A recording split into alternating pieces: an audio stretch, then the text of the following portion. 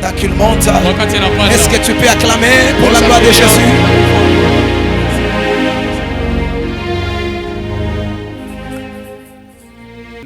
C'est tel qui nous a rassemblés en ce lieu. Ni ile tukusanya ifasi. Nous allons lire. Tasoma. Lisons d'abord Genèse chapitre 1. Tusome Mwanzo sura ya kwanza. Excusez-moi, Genèse chapitre 38 le verset 1er. Mwanzo sura ya 38 na mstari wa kwanza jusqu'à 4. Paka 4. Non, jusqu'à 5 c'est mieux. Paka 5. Qui nous lisons au nom de Jésus-Christ. Amen. Amen. En ce temps-là, Judas s'éloigna de ses frères et se retira vers un homme d'Adullam nommé Ira. Là, Judas vit la fille d'un Cananéen nommé Tchoua. Il la prit pour femme et alla vers elle. Elle devint enceinte et enfanta un fils qu'elle appela Er. Elle devint encore enceinte et enfanta un fils qu'elle appela Onan. Elle enfanta de nouveau un fils qu'elle appela Tchéla. Judas était sixième quand elle enfanta. Amen. Continue un peu. 6. Judas prit pour Er, son premier-né, une femme nommée Tamar. Voilà, saute, va sur 28. 28, nous lisons au nom de Jésus-Christ. Et pendant l'accouchement, il en eut un qui présenta la main. La sage-femme la prit et y attacha un fils cramoisi en disant: celui-ci sort le premier, mais il retira la main et son frère sortit. Alors la sage-femme dit: quelle brèche tu as faite? Et elle lui donna le nom Pérez.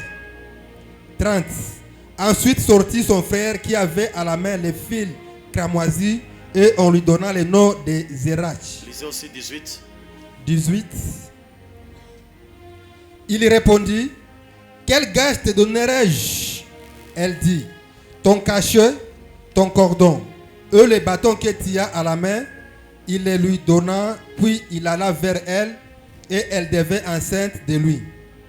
Elle se leva et s'en alla. Elle ôta son voile et remit ses habits de veuve. Arrêtez-vous par là. Lisez Genèse 37. Mwanzo sura ya 37 le verset 31. mstari wa 31. Genèse 37 et verset 31, nous lisons au nom de Jésus. Verset 31 à 33. Ils prirent alors la tunique de Joseph, eux ayant tué un bouc, ils plongèrent la tunique dans le sang. Ils envoyèrent à leur père la tunique de plusieurs couleurs en lui faisant dire: voici ce que nous avons trouvé, reconnais si c'est la tunique de ton fils ou non. Jacob l'a reconnu et dit: c'est la tunique de mon fils, une bête féroce l'a dévoré. Joseph a été mis en pièces. Amen. Amen. Veuillez vous asseoir, nous acclamons pour la lecture. Je veux prier. Tu vas t'incliner en prière, je veux prier. Tu es le Dieu magnifique. Tu es le Dieu gentil. Tu es le Dieu tout-puissant. Seul ton nom, Jésus, nous célébrons en ce lieu. Que ton nom soit élevé en ce lieu, Seigneur. Que ton nom soit élevé du haut de la chair. Que ton nom, Jésus-Christ, soit élevé dans l'environnement spirituel, souterrain et physique de ce lieu, Père. Encore une fois, nous te disons merci de nous rassembler dans ta présence afin de nous parler, Seigneur. Précieux Père, ta parole dit: c'est poussé par l'Esprit que les hommes ont parlé de la part de Dieu. Tu as dit: tu ne nous laisseras pas orphelins ni seuls. Tu nous enverras le Saint-Esprit. Au nom de Jésus-Christ, Saint-Esprit, sois le bienvenu au milieu de nous. Je salue ta présence, ta puissance, tes merveilles que tu vas faire en ce lieu encore. Saint-Esprit, c'est toi qui parles mieux que moi. Tu es l'esprit d'inspiration, de révélation. Permets que ma personnalité diminue, que toi seul tu apparaisses. De bout en bout, Père, j'anéantis toute activité négative. Tout esprit qui ne confesse pas ta Seigneurie, nous les lions au nom de Jésus-Christ. Kele badula shakata mandogoso. Kevlobli kata lokata yasika telema auso. Tela, tela, tela, tela, tela, tela, tela, tela. Shakatala bahusa hadrade somendrekia. Merci Père parce que tu vas nous faire du bien au nom de Jésus. Amen. Amen. Que Dieu vous bénisse. Mungu awabariki. Je vous salue dans le nom de Jésus. Nawasalimia kwa jina la Yesu. Grande est ma joie de se retrouver au milieu de vous encore. Furaha mkubwa kwangu kujikuta katikati yenu. Nous rendons gloire à Dieu qui a permis que nous soyons ensemble. Tunarusha utukufu kwa Bwana alifanya tuwe pamoja. Pendant toute cette semaine, nous avons passé de bons moments. Kadiri ya wiki mzima tulipitisha muda moyo ya furaha. Encore un grand merci au prophète Rigen. Asante tena kwa nabii. Un homme fort, un homme de l'excellence. Mtu wa heshima, mtu mkubwa. Un fils aussi pour moi. Na mwana wangu pia. Je suis fier de toi. Niko na fieri na wewe. Je suis fier de toi. Niko na fieri na wewe.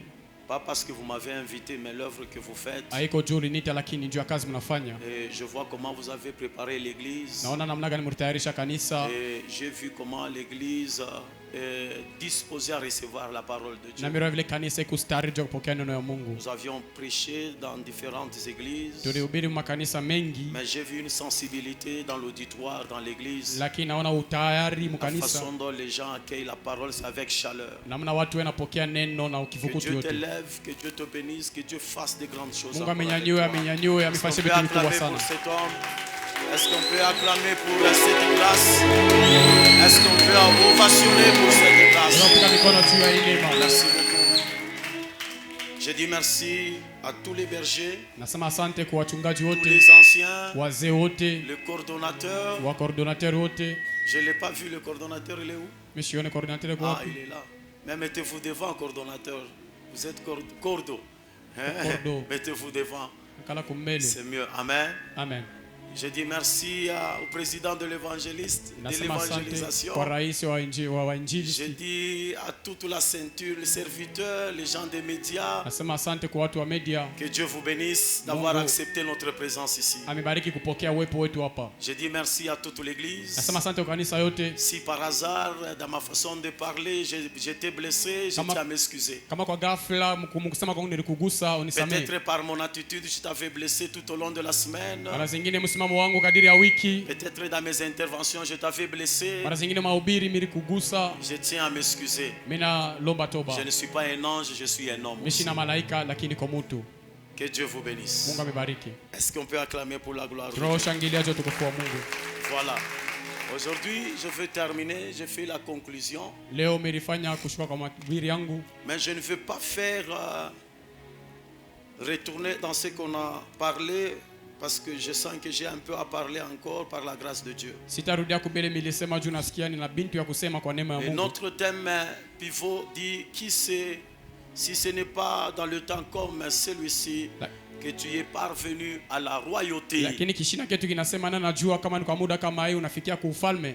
Le premier jour, j'avais parlé de reconnaître son rôle, connaître son rôle. Siku ya kwanza mimi nilisema juu ya kutambua Le kazi deuxième yake. jour, je parlais encore connaître son Siku rôle. ya pili nirudia mkazi kuyua kazi Troisième yake. jour, je pense, je lui ai parlé impacter Siku ya tatu mimi nilisemeza juu ya au kutawala, monde. Et le quatrième jour, je parlais sur l'épaule. na siku ya nne mimi nilisemeza juu ya Rebeka, Et aujourd'hui, je vais parler sur la tête. na leo tasemeza juu ya kichwa. Dis voisin, Mwambie jirani, on veut nous parler sur la tête. banapenda tusemezea kichwa. Est-ce que tu peux te tenir debout Unaweza en kusimama toute liberté? kwa uhuru wote. La Bible dit là où il y a l'Esprit de Dieu, Biblia inasema pale peko il roho y ya a la Bwana, liberté. Est-ce que tu peux te peko tenir uhuru. debout? Simama juu, Salue-moi 3, 4, 5 personnes. salimia watu wa nne, Est-ce que tu watano, peux watatu. circuler? Unaweza kuzunguka, Dis-lui shalom, que Jésus t'aime. mwambie shalom, Jésus t'aime. Dis-lui Jésus t'aime. Jésus t'aime. Est-ce que tu peux le faire très bien? Uifanye mzuri. Est-ce que tu peux le faire très bien? Unaweza ifanya mzuri. Amen. Voilà, je vais parler sur la tête. Nitasemezea juu ya kichwa. Et vous allez voir que la tête, c'est une partie. Dieu, en créant, il a sécurisé la tête. Kichwa ni kipande kile ambacho Mungu pakiumba alikikinga. Vous allez voir que pour pénétrer à l'intérieur, toucher le cerveau, il y a ce qu'on appelle le comment encore. Qu'est-ce qu'on appelle anatomie? Je commence un peu à oublier. Pardon? Pardon? La crâne. Crâne, voilà, il y a crâne. Kuna Crâne, hein, la crâne, le crâne sécurise bien le cerveau. Kabongo shinafinika mzuri bongo. Amen, amen. Amina. Amen, amen. Amina. Alors, dans la Bible, Dieu a dit, Biblia Mungu alisema vous serez la tête, non pas... mtakuwa kichwa, Pardon? Vous serez la tête, non pas... mtakuwa kichwa La lakini queue. hapana mkila. Mais pour être la tête, Lakini juu ya kumba il kichwa faut commencer par la queue. inabidi kwanza kumkila. Parce que nous, chrétiens pentecôtistes, nous avons ces slogans qui Si disent wa Kristo wa que Pentekosta tunayo je msumbo serai la nasema tête, non pas la mitakuwa la kichwa queue. hapana Mais hapana pour y mkila. arriver, Lakini juu ya il kufikia faut kule commencer par être la queue. inabidi kwanza kuwa mkila. Toute personne qui est arrivée à la royauté, à la grandeur, il a commencé par une Mtu yote bassesse. alifikia mkubwa alianziaka chini. Les grands d'aujourd'hui sont des petits hier. Bakubwa wa leo ni batoto ba jana. Amen. Les grands d'aujourd'hui, ils étaient des petits d'hier. Bakubwa ba leo balikuya batoto jana. Et les petits d'aujourd'hui Na batoto ba leo peuvent être aussi des grands de demain. wanaweza kuya bakubwa kesho. C'est pourquoi toi qui es encore dans la petitesse, Sio kama na wewe uko chini. j'ai une bonne nouvelle pour toi. Nina habari njema ya kupatia. Quoi que tu sois petit aujourd'hui, Hata kama uko mtoto leo, mais demain tu seras grand. kesho utakuya Ton mkubwa. amen commence à me Amina décourager. yako inaanza J'ai dit kunichokesha. demain tu seras une grande personnalité. Nasema kesho utakuya Tu mkubwa. seras la tête. Utakuya kichwa. J'ai dit tu seras la tête. Nasema utakuya Tu kichwa. seras à la tête d'une grande entreprise. Utakuya kichwa kampuni Tu fulani. seras à la tête d'une grande organisation. Utakuya kichwa Tu kampuni seras fulani. à la tête de votre quartier. Utakuya kichwa Tu seras kampuni. à la tête dans cette ville. Utakuya kichwa ya mji. C'est le souhait de Dieu Ni mapenzi ya que nous Mungu. soyons la tête. Tukue bichwa. C'est ainsi que je vous avais dit Ndio pale niliwaambia sur Esther, là où il y a notre texte pivot. pale peke ishina ketu kia mwa kia kwanzia. Esther, Esteri dans sa langue natale, veut dire Adassa. mulugha yake ya uzao inasema Adasa. Adassa signifie étoile. Adasa inamaanisha nyota. Et l'étoile existe Na nyota iko naishi pendant la journée, musiku mais elle n'apparaît pas. lakini haionekani. C'est la nuit que l'étoile apparaît. Ni bushiku ndio nyota inaonekana. Alors, tu peux exister sans apparaître. Unaweza kuishi lakini Il y a haonekani. des gens qui existent dans cette ville de Kolwezi, Kuko bantu beko wako mumuji ya mais Kolwezi sans apparaître. lakini Il hawaonekani. y a les gens qui existent dans leur famille, Kuko bantu beko naishi mais majamaa sans yabo apparaître. lakini hawaonekani. C'est-à-dire ces gens-là passent inaperçus. Ni kusema bale bantu benapita Ils pasipo ne sont kuonekana. pas connus. Même Abajulikane. le voisin ne te connaît pas. Hata jirani asikujue. Même l'autre parcelle, on ne te connaît pas. Hata pastor wako Sur ton abakujue. avenue, on ne te connaît pas. Panjia yako Non, tu abakujue. ne dois pas passer inaperçu. Hawezi kupita mtu tu asiyofamia. Toi, en étant étoile, Wewe mkuu kama vile dans nyota, ton passage, mkupita kwako tu dois laisser des unaweza traces. kuacha On maalama. doit savoir qu'il y a un homme Wanapaswa passé kujua ici. kama kuna mtu alipita Il y a hapa. une femme qui est passée ici. Kuna bibi moja alipita hapa. Alors, Esther, Sasa Esteri comme la signification de son nom kama vile maanisho ya jina yake signifie étoile, inasemezea nyota. Esther était appelée à briller. Esteri aliitwa kwa ngala. Esther était appelée à être dans la hauteur. Esteri alipaswa kuya juu. Esther était appelée à éclairer. Esteri alihitaji Parce que mkwangala. dans Genèse, Juku mwanzo quand Dieu a créé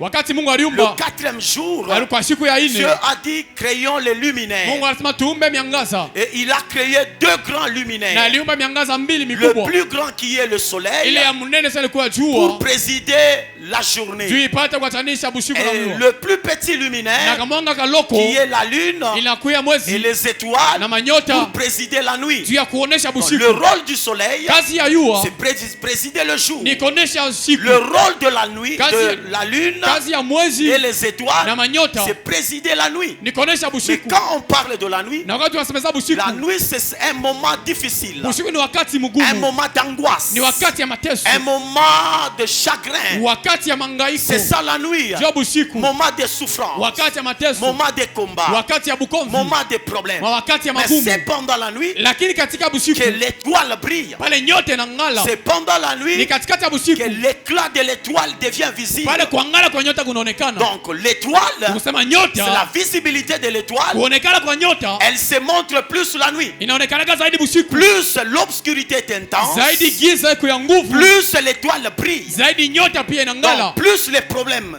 t'accablent, zaidi mambo yanakubamba, plus les problèmes t'arrivent, zaidi mambo yanakufikia, plus tu deviens visible. zaidi unaonekana. Ce qui permet ta visibilité, Ile naruhusu kuonekana kwako c'est des problèmes. ni magumu, Ce sont des combats niyo qui mabukomvi permettent ta visibilité. inasaidia kuonekana C'est kwako. pourquoi je dis, Ndio kwa maana mimi ne nasema fuyez jamais des combats. musikimbie Ne bukomvi, fuyez jamais des problèmes. musikimbie magumu. Les problèmes nous aident Mambo yanatusaidia à être visibles. ya kuonekana.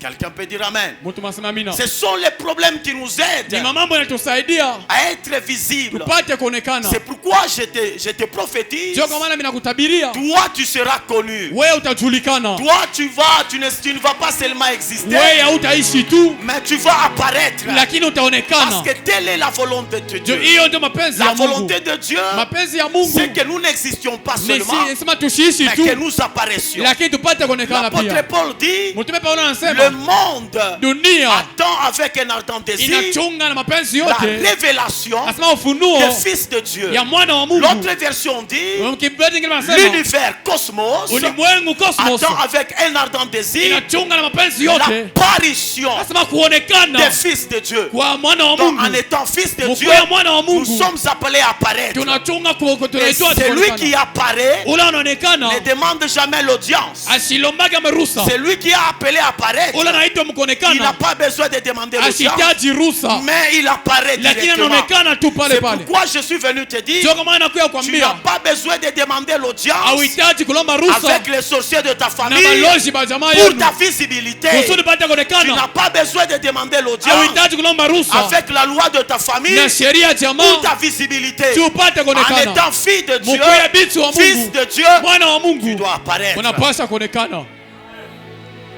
Quelqu'un peut dire Amen. Mtu mwasema amina. Quelqu'un peut dire Amen. Mtu mwasema amina. Quelqu'un peut dire Amen. Mtu mwaseme amina. Alors, dans l'histoire ici d'Esther, Muhistoria ya Esther hiyo il y a de la similitude avec l'histoire de Joseph. kuna mafafanusho na historia ya Il y a de la Yusufu. similarité entre l'histoire d'Esther Kuna kufanana et katika historia ya l'histoire de Esther Joseph. na hiyo ya Yusufu. Parce que Esther était de la basse classe, Juu Esther alikuwa mtu wa mais chini, par la grâce de Dieu, lakini kwa neema ya il Mungu est arrivé à la royauté. alifika kwa ufalme. Mais Joseph aussi, Lakini Yusufu qui nani? est Joseph? Yusufu ni nani? Qui est Joseph? Yusufu ni nani? Le nom de Joseph Jina ya Yusufu signifie ajouter inasema ou kuongeza bien augmenter. wala kuongeza. Mais qui est-il là? Lakini yeye ni nani? Cet homme de Joseph. Mtu wa Yusufu. Joseph, Yusufu il est le 11e fils ni mwana wa 11 de Jacob. wa Yakobo, Et Jacob l'a eu na Yakobo alimpata avec sa deuxième na femme mke wake wa qui pili s'appelait Rachel. anaitwa Rakeli. Donc avec Rachel, Kwa maana ya Rakeli Joseph a eu 2 enfants. Yusufu alipata wana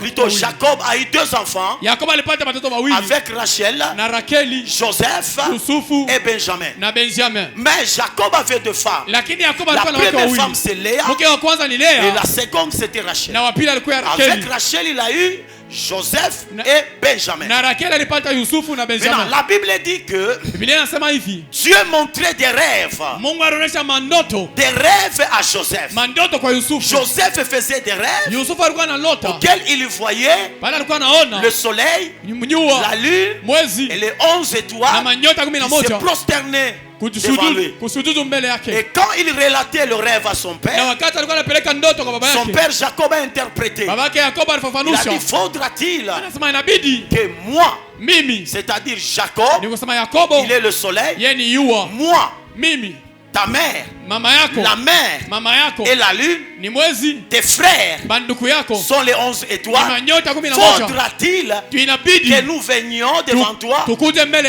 se yako prosterner? tupate kupiga La magoti. Bible dit, Biblia inasema le père de Joseph, baba wa Yusufu qui est Jacob, yeye Yakobo il gardait jalousement alikuwa anachunga kwa bwivu les rêves que lui disait son fils Joseph. ndoto hiyo mwanake aliyepomwonesha. Vous savez, dans chaque rêve, Mnajua kila ndoto et soyez d'abord des rêveurs. inabidi mkwembe Et bakulota ndoto, quand vous rêvez, na wakati mnalota ndoto réveillez-vous. mulamuke. Le rêve a besoin de réveil. Ndoto inahitaji uamsho. Ne rêvez pas et vous restez endormi. Musilote lakini kubakia benye Quand vous kulala. rêvez, réveillez-vous. Wakati mnalota mlamuke. Je ne sais pas si vous avez compris. Sijue kama mnaelewa, C'est du français. ni Kifaransa. Quand vous rêvez, réveillez-vous Wakati mnalota pour que le mlamuke rêve se réalise. kusudi ndoto ipate kutimizika. Et dans chaque rêve Na mkila ou ndoto dans chaque vision, wala mkila onyo il y a 2 saisons. kuna matua Il y wakati a la mbili. première saison. Kuna wakati wa La kwanza, première saison du rêve wakati wa kwanza ou ndoto, la première saison wala d'une vision, wakati wa kwanza wa onyo c'est Là, quand vous portez le rêve, ni wakati mnachukua ndoto, c'est la saison de porter le ni rêve, wakati wa kuchukua ndoto, la saison de porter la vision. wakati wa kuchukua onyo. Là, nous voyons Jésus. Pale tunaona Yesu, Jésus avait porté la croix. Yesu alichukua Parce msalaba. que dans la vision Jumu onyo de Dieu, ya Mungu, il fallait que Jésus ilibidi Yesu porte la croix. achukue msalaba. Amen. Amina. Il fallait que Jésus porte la croix. Ilibidi Yesu achukue Dans la msalaba. première saison Sema hatua ya kwanza d'une vision, onyo c'est porter la ni vision. kuchukua onyo. Jésus a porté la croix. Yesu alichukua msalaba. Mais dans la deuxième saison, Lakini mwakati ya c'est pili le rêve qui te porte. ni onyo ndio la Dans la kuchukua. première saison, Mwakati wa kwanza c'est toi qui portes la vision. ni wewe unachukua C'est onyo, toi qui portes le ni rêve. wewe unachukua Mais dans la ndoto. deuxième saison, Lakini mwakati c'est wa le pili rêve maintenant qui te porte. ni ndoto ndio na Dans la kuchukua. première saison, Mwakati wa kwanza Jésus a porté la croix. Yesu alichukua msalaba. C'est Jésus qui avait porté la Ni croix. Yesu alichukua Mais msalaba. quand il est arrivé à Lakini Golgotha, alifika pale Golgotha, c'est maintenant la croix qui a porté ni Jésus. msalaba ndio alimchukua Yesu. Quelqu'un peut dire Amen. Mtu masema amina. Quelqu'un peut dire Amen. Amen. Quand il est arrivé à Wakati Golgotha, alifika Golgotha, c'est la croix maintenant qui a porté qui? ni msalaba alimchukua nani? Cela veut dire quoi? Ni kusema nini? Dans la première saison, Wakati wa kwanza, quand tu portes les rêves, wakati unabeba ndoto, c'est la période de chemin de la ni croix. wakati wa njia ya msalaba. C'est-à-dire la période de la Ni souffrance. kusema wakati ya Quand tu mateso. passes la période de la Wakati souffrance, unapitia wakati ya c'est mateso, une période tu portes ta ni vision. wakati unabeba onyo C'est yako. une période tu portes ton rêve. Ni wakati unabeba ndoto Mais yako. dans la deuxième saison, Lakini wakati wa pili, c'est maintenant ton rêve à ni toi ndoto yako sasa qui wewe va te porter. ile itakubeba. Joseph aussi, Yusufu na son yeye rêve ndoto est yake passé par deux saisons. ilipita wakati Quand il mbili. faisait ce rêve, Wakati alikuwa la analota, Bible dit ses frères l'a hissé. Biblia inasema wandugu yake On walimchukia, l'a vendu. C'est walimuzisha. la période que Joseph Ni wakati Yusufu portait le rêve. alichukua ndoto, Mais quand il a interprété le songe wakati alitafsiri de ndoto Pharaon, ya Farao, et on a promis Joseph, wanampandisha il Yusufu devient premier ministre. anakuwa waziri wa C'est la kwanza. deuxième saison. Ni wakati wa pili Maintenant, c'est le rêve na ni ndoto qui a porté Joseph. inamchukua Yusufu. C'est-à-dire quoi? Ni kusema nini? Quand tu passes des moments difficiles, Ukapitia wakati tu mgumu portes le rêve. unachukua ndoto, Mais dans la deuxième saison, lakini mwakati dans wa pili l'accomplissement, Mwamazma- c'est le rêve qui va te ni porter. ndoto ndio inapaswa C'est la kuchukua. période de Ni gloire. wakati ya utukufu, C'est la période de gloire. ni wakati ya C'est pourquoi utukufu. je te prophétise. Ndio kama Toi nakutabiria qui passes dans cette wewe période unapitia mwili de wakati souffrance, ya mateso, tu es juste dans la première saison uko mwakati wa où tu kwanza portes ton rêve, unabeba ndoto tu yako, portes ta vision. unabeba onyo Il yako. arrivera Itafikiaka un certain temps. wakati C'est moja maintenant ton pale rêve ni ndoto yako qui va wewe te porter. itakubeba Qui sasa, va te porter. itakubeba. Quand toi tu portes le Wakati rêve, unabeba ndoto c'est la souffrance. ni magumu na mateso. Jésus a porté la croix. Yesu alibeba msalaba. La Bible dit Biblia dans inasema Esaïe 53, kwa Isaia il 53 n'avait ni beauté hakukuwa ni ni mrembo éclat wala pour kuangala attirer juu ya kokota le Fils de l'homme. mwana wa Mungu Dans la période ndani ya de wakati porter la ya croix, kuchukua de msalaba porter sa ya vision, kuchukua onyo, tu seras déformé. utakuwa mwenye La ole. souffrance Mateso nous déforme. Mais inatupeleka dans la mkombo. deuxième Lakini saison, mwatu wa là pili où ton rêve pale ono va wako te porter, itakuchukua. c'est la période de gloire. ni wakati wa La utukufu. gloire nous Utukufu transforme. inatubadilisha, Les souffrances mateso nous déforment. inatufanya mambo Mais la mabaya, gloire de Dieu lakini nous utukufu wa Mungu transforme. inatubadilisha Je te vizuri. prophétise, Na kutabiria. la gloire de Dieu Utukufu wa va Mungu te transformer. itakubadilisha. La gloire de Dieu va te Utukufu transformer. wa Mungu utakubadilisha. Quelqu'un peut dire Amen. Mtu maseme amina. Quelqu'un peut dire Amen. Mtu maseme amina. Alors Joseph faisait des rêves. Yusufu anafanya hii ndoto. Quand il a expliqué à son père, Wakati alifasilia baba son yake, père a dit, faudra-t-il baba yake alisema inabidi que moi, ta mère, mimi mama yako tes frères, na banduku que nous yako venions devant toi tukuje mbele se yako prosterner. tusujudu Mais mbele son yako. père gardait jalousement ses rêves. Baba yake alikuwa anachunga na ubivu Et wote la yote. Bible précise, Biblia inaonyesha Joseph, Yusufu il était le fils aimé alikuwa de mwana son père. mpendwa wa babake, Et son père, pour prouver son amour na babake juu ya kuonesha mpendo envers Joseph, mbele ya Yusufu, Jacob Yakobo avait donné à Joseph une tunique de plusieurs couleurs. alimpatia Yusufu kanzu ya marangi mingi Pour prouver son amour, juu ya kuonesha mapendo yake. Jacob, Yakobo il avait beaucoup d'enfants, 12 alikuwa na enfants. batoto ba Mais 12, sur Joseph, lakini pa il Yusufu a pris la tunique alibeba kanzu de plusieurs couleurs. ya rangi ya Il mingi a donné à Joseph. anampatia Yusufu, Et Joseph était na fier Yusufu alikuwa na fieri de porter la tunique de plusieurs ya couleurs. kuchukua kanzu ya marangi Et à mingi. l'époque, Na kwa zamani quand tu portes une tunique de plusieurs wakati couleurs, unavala hiyo kanzu ya marangi mingi, c'est-à-dire tu t'habilles cher. ni kusema unavala kibei. Alors Joseph s'était habillé habillé cher. Yusufu manake alivala kibei. Maintenant, ses frères, Banduku yake les sasa. frères de Joseph, Banduku ya Yusufu portaient la haine contre lui balichukua haini mbele à yake. cause de rêves Jutu ya hiyo ndoto qu'il faisait. ile alikuwa analota. Écoutez-moi très bien. Munisikia Ce mzuri. n'est pas tout le monde qui va t'aimer Haina watu wote par watakupenda. rapport à ce que Dieu est en train de planifier à faire avec toi. Kufuatana na vile Mungu anapanga kufanya na Ce n'est wewe. pas tout le monde qui va t'aimer. Haina watu wote Et watakupenda. souvent quand nous recevons des rêves, Na zaidi wakati tunapokea des mandoto, prophéties de la part de Dieu, maunabii kutoka upande wa des Mungu, promesses de Dieu, malako ya Mungu, souvent on sera toujours haï. zaidi tutachukiliwa paka. C'est pourquoi ne crains pas la haine des Sio kwa hommes. maana usiongope chuki ya watu. Plus la haine des hommes est énorme, Zaidi chuki ya watu ni mkubwa. plus l'amour de Dieu devient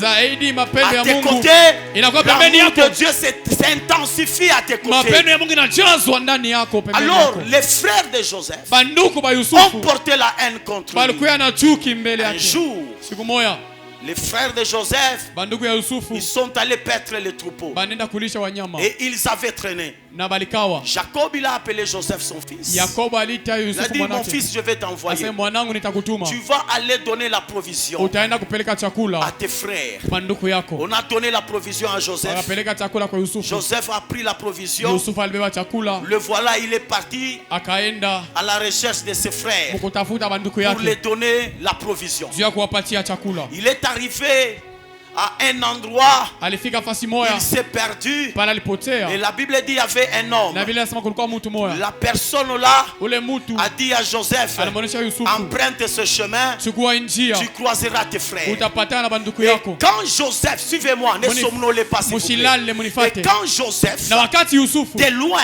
lwa il mbali a aperçu ses frères. aliona banduku Et yake, ses frères na bale banduku yake l'ont aperçu. balimona. Ses frères l'ont dit ceci. Banduku yake balisema Ils hivi, étaient au nombre de 10. balikuya kumi Parce que makumi. Joseph était le 11e. Yusufu ndio alikuwa wa 11. Le 12e c'était Benjamin Wa le 10 cadet. na wa 12 alikuwa ni Benjamin wa Benjamin mwisho. était resté avec son père, Benjamin alibakia na baba yake Jacob. Yakobo. Donc c'était 10 frères. Ilikuwa ni banduku yake wa Les 10. 10 frères, Wande banduku wa quand 10 ils ont aperçu wakati walimona Joseph de loin, Yusufu lwa mbali, ils se sont dit, banasema voilà le faiseur des songes. tazama mfanya mandoto, Tuons-le. tumuue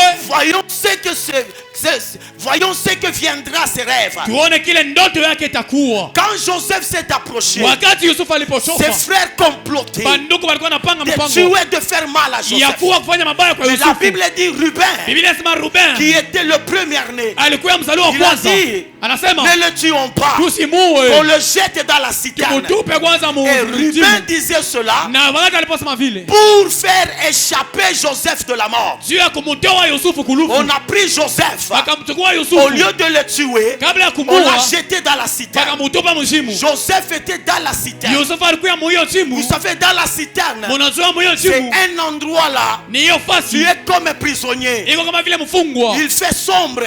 kuna kweusi Dans la citerne, ndani ya muhiyo il chimu, n'y a pas assez d'oxygène. hakuna pepo mzuri. Joseph, on l'a mis dans la Yusufu citerne. walimweka muhiyo Et la mshimu. Bible dit, Biblia inasema son grand frère, ndio mkubwa celui yake qui était l'aîné, ule alikuwa wa kwanza, Ruben, il avait l'intention alikuwa na wazo de sauver Joseph. ya kumwokoa Il Yusufu. est allé dans la citerne Alienda muhiyo pour chimu enlever Joseph. juu ya kumchukua Mais Yusufu, il a trouvé Joseph, anakuta Yusufu n'était pas là. asikukuwa Il a hapo. posé la question. Ana swali sasa, Judas, Yuda le grand frère de Joseph, mkubwa wa Yusufu l'avait vendu alimuzisha à une caravane des Ismaélites. asema kwa kikosi ya Waismailiti. Cette caravane des Ismaélites Huyo kikosi ya Waismailiti s'est rendue en Égypte. walikuwa nenda pale Misri, Alors on a vendu Joseph wakamuzisha Yusufu par Judas. kule kwa Yuda. Quand on a vendu Joseph Wakati wanamuzisha Yusufu, par dans cette caravane des Ismaélites, huyo kikosi ya ils Waismailiti sont arrivés en Égypte. wanafika pale Misri. Cette caravane des Ismaélites, Hiyo kikosi ya ils Waismailiti ont aussi vendu Joseph wanamuzisha pia Yusufu chez Potiphar. mina kwa Potifar. Quelqu'un peut dire Amen. Amina, Ils ont vendu Joseph chez Potiphar. wanamuzisha Yusufu kwa Potifar. Mais avant cela, Kabla ya hiyo, Ruben avait posé la question. Rubeni swali Comme vous avez vendu Joseph, vile mnamuzisha c'est Yusufu, moi le fils aîné. ni mimi mwana wa C'est kwanza, moi le grand ni frère. mie mkubwa. Que dirais-je à papa Nitasema nini kwa quand baba le père me posera la question? wakati baba Où ataniswali, est votre frère Joseph? ndugu yenu Yusufu yuko Que wapi? dirais-je? Nitasema nini? Les frères, Ule wale wa ndugu ils ont dit wanasema qu'on prenne un bouc, tubebe mbuko, Suivez-moi très bien. Mwanifate mzuri. Comprenez Mbuka. Tubebe mbuzi. Parce que quand ils avaient vendu Joseph, Wakati walimshia Yusufu. ils l'avaient déshabillé. Balimuvula mavazi. Ils avaient enlevé la tunique Balivula kanzu de yake. plusieurs couleurs Iyo marangi mingi. que portait Joseph. Ile Yusufu alivala. Ils ont pris cette tunique Banabeba iyo vazi. et ils ont pris un bouc. Banabeba mbuzi mwanaume.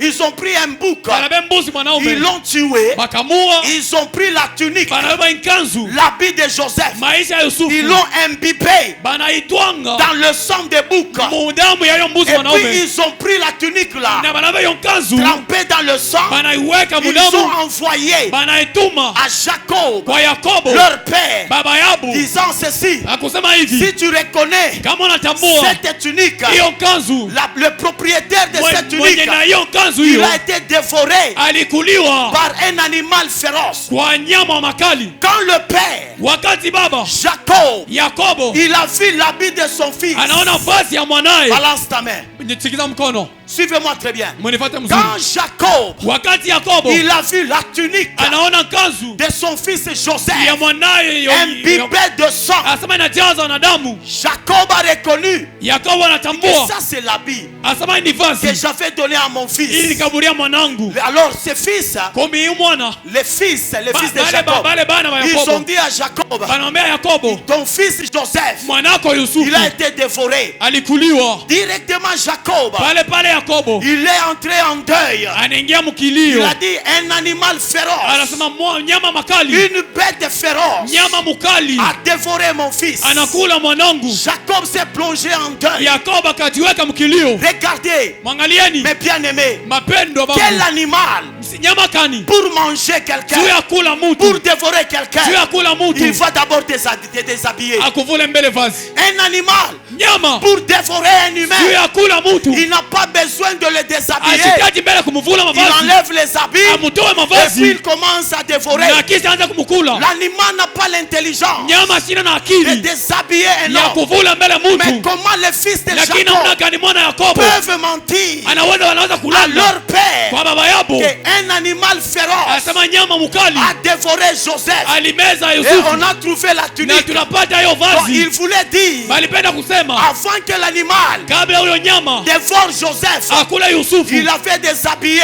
alimuvula mbele mavazi. Quelqu'un peut dire amen. Mutu masema amina. Quelqu'un peut dire amen. Mutu masema amina. Vous savez, Satan, Munajua il shetani peut connaître la parole, anaweza kujua neno mais il ne saura pas comment placer bien les mots. lakini asitajua mzuri kupanga matamko. Satan connaît la parole, Shetani anajua mais il ne neno sait pas placer les mots lakini asijua à kupanga la matamko place qu'il faut. kwa fasi inabidi. Un animal Nyama ne peut pas déshabiller hawezi quelqu'un. kuvula mtu Je mavazi. suis venu te dire, Nakuya kuambia tout ce que Satan fait, yote shetani il anafanya va toujours se tromper quelque part. atajidanganya fasi moja tu. Satan Shetani n'a pas de perfection. ashina na Chez usawa. Satan, Kwa il shetani n'y a pas de perfection. hakuna Dans usawa. tout ce que Satan Kwa vile fait, shetani il y anafanya a toujours l'imperfection. uko paka Il makupama, va toujours se tromper. uko paka kujidanganya. Alors, Sasa la Bible dit, Biblia quand inasema Jacob, wakati le Yakobo père, baba yake a dit, anasema une bête asema mnyama féroce wa makali a dévoré mon fils. anakula mwanangu. C'était quelle bête? Ilikuwa ni ndoto Je vous kali, pose la question. ni miswali. C'était quelle bête? Ilikuwa ndoto Qui gani? peut me répondre? Naye atanijibia. Parce que le père a dit, une bête féroce a dévoré mon fils. Ndio baba anasema mwana mkali anakula C'était quelle mwanangu. bête? Ilikuwa ni nyama kani?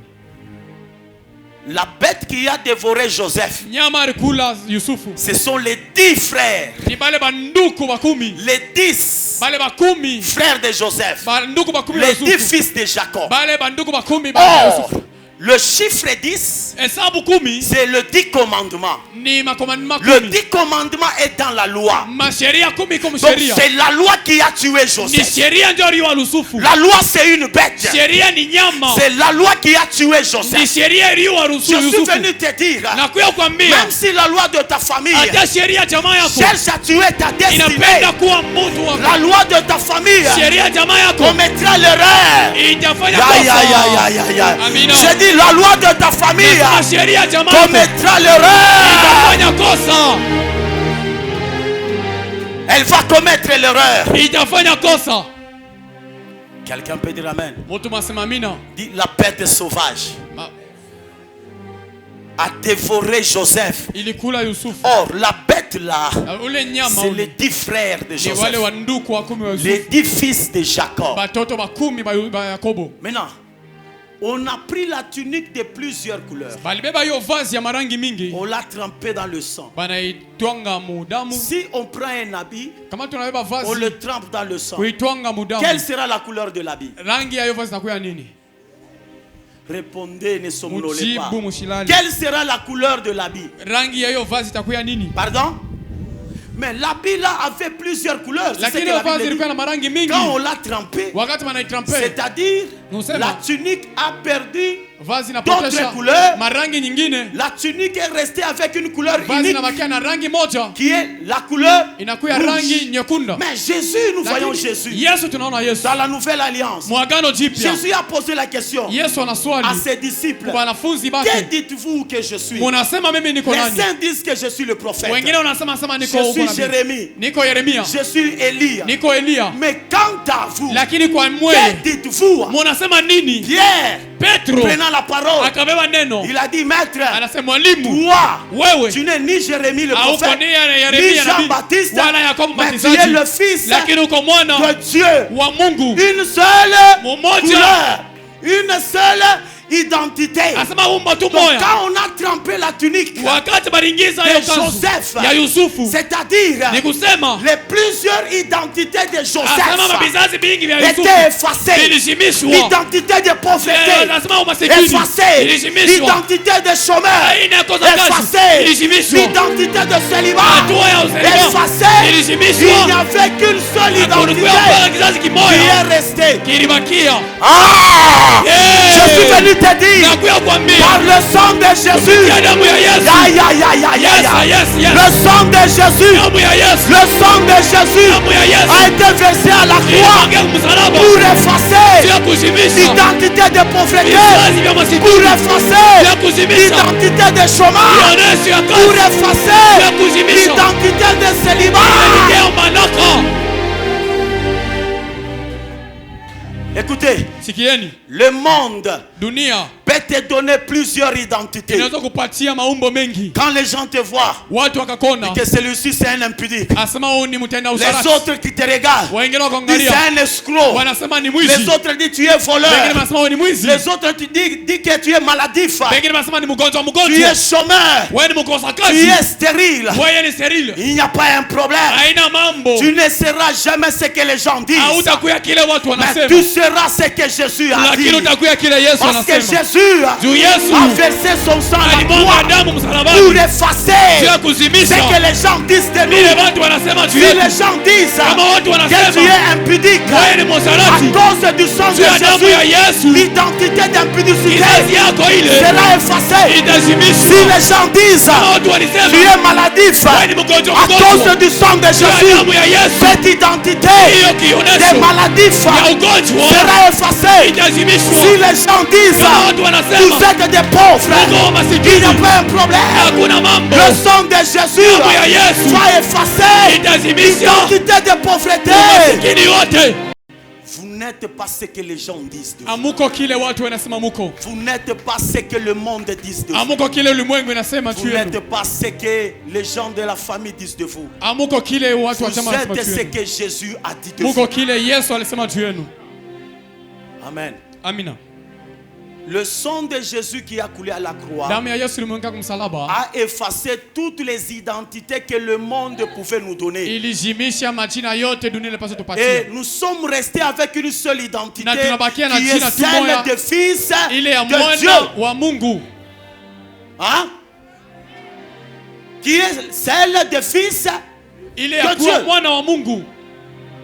Maintenant, on a pris Joseph, on l'a vendu Wanachukua Yusufu wanamuzisha par une caravane des Ismaélites. kwa kikosi moja wa Ismailisti. La caravane des Ismaélites, à leur tour, Hiyo kikosi moja wakati yabo na ont bo vendu Joseph chez Potiphar. wanauzisha Yusufu kwa Potifar. Quand Joseph est arrivé chez Potiphar, Wakati Yusufu anafika kwa Potifar, Joseph est devenu surintendant, Yusufu anakuya mchungaji. majordome. Anakuya C'est-à-dire, mchungaji. il contrôlait toute la maison de Na walikuwa Potiphar. wanaangalia nyumba yote ya Et Potifar. Dieu était avec lui. Na Mungu alikuwa pamoja naye. La Bible précise que Joseph était beau de taille, beau de figure. Biblia inasema Yusufu alikuwa mrefu mzuri na mrembo kwa uso. Et la femme de Potiphar Na mke wa Potiphar convoitait Joseph. alikuwa anamtamania Et Yusufu. un jour, Na siku moja elle a suggéré à Joseph akamuonyesha de Yusufu coucher avec. asema kulala Mais comme naye. Joseph craignait Dieu, Wakati Yusufu alikuwa anaogopa Mungu, Joseph a pris fuite. Yusufu alikimbia. Il a laissé encore une autre tunique Aliacha vazi ingine dans la main de la femme de Potiphar. kumkono ya bibi wa Mais la Potiphar. femme de Potiphar, Mke wa elle Potiphar a menti. Quand analanda son mari est revenu, wakati mwanamke elle a dit alikuja. à son mari, Anamwambia bwana yake, le domestique ici, asema huyu le boy, juif, huyu Myunea il voulait me violer. alipenda On a kuniviole. pris Joseph, Barabara Yusufu on a mis dans la prison. banamuweka mgereza. Retenez d'abord, Joseph est arrivé dans la... Mkamate mbe Yusufu alifika Dans wapi? la... Je ferme d'abord. Nafunga kwanza. Je commence avec une autre histoire. Mimi naanza na historia Et nyingine. après, je prendrai tous les deux Na histoires. baadaye tabia historia Je yote ferai la symbiose nitaichanga de pamoja. ces deux histoires. Yayo historia Maintenant, mbili. dans chapitre 38, Musura yake ya 38. on nous parle de l'histoire de Judas. Batambia historia ya Yuda. Mais bien aimé, Mpendwa, ceux qui ont fait la lettre à l'université, wale walifanya letter vous university. remarquerez que Mutaangalia kusema dans Genèse 37, kumwanzo sura yake makumi on tatu na parlait de saba. l'histoire de Joseph. Balisema historia ya Yusufu. Et à la dernière, le dernier chapitre de 37, Na sura yake ya mwisho ya on nous dit que Joseph était vendu. Banasema Yusufu alihusishwa. Normalement, dans le chapitre Ni 38, kusema msapite 38. ça devrait être la continuité de l'histoire de qui? Ilipaswa kwanza kuendelea kwa De historia ya qui? nani? De Joseph. Ya Yusufu. Mais soudainement, on a interrompu Lakini kwa ghafla mnakata l'histoire de Joseph. historia ya On Yusufu. ouvre notre chapitre. Banafungula chapitre nyingine. L'histoire de Judas. Historia ya Yuda. Je suis venu te dire, Nakuya kuambia dans tout ce que les gens peuvent kwa faire, vyote bantu watafanya. Dieu va interrompre Mungu atakata pour historia yako. commencer ton chapitre. Sio ya kuendeleza Ya, ya, ya, ya, ya, ya, ya, ya, ya, ya, ya, ya.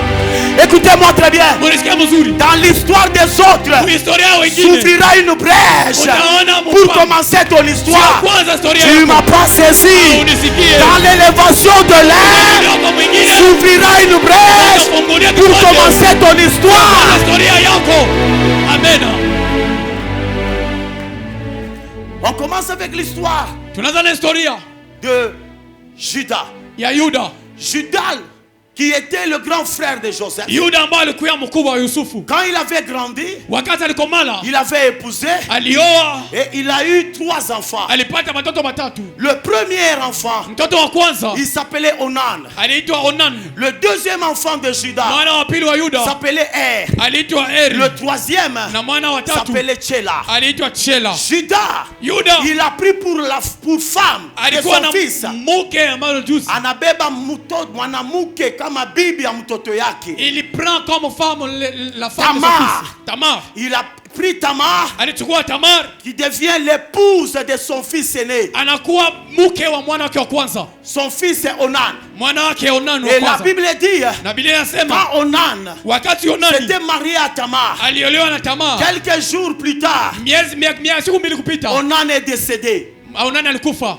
Le premier fils de Judas. Mwana wa Suivez-moi kwanza wa bien. Yuda, mnifuate mzuri. Le deuxième fils, Mwana wa pili, dans la coutume juive, mukizazi ya Yuda, si le fils aîné est décédé, kama mwana wa kwanza anakufa, le deuxième ule wa pili va remarier la femme du défunt ataoa bibi wa mke wa pour donner mtona. la progéniture du défunt. Sio ya kuleta uzao wa ule alikufa. Alors, Judas a dit à son deuxième fils, Yuda anaambia mwanake wa pili, Eri, il a dit, va, asema nenda, prends la femme de ton frère défunt. chukua bibi wa ndugu yako alikufa, Suscite une progéniture. asema tosha uzao. Maintenant, Asa Eri quand il a épousé Tamar, wakati alioa Tamar la tena, Bible dit, Biblia inasema Eri ne voulait pas asikupende donner la grossesse à Tamar. kupeleka mimba kwa Je ne Tamar. vais pas entrer en profondeur Mimi ici, sengia muketo parce qu'il y a pale. des enfants. Juu kuna watoto.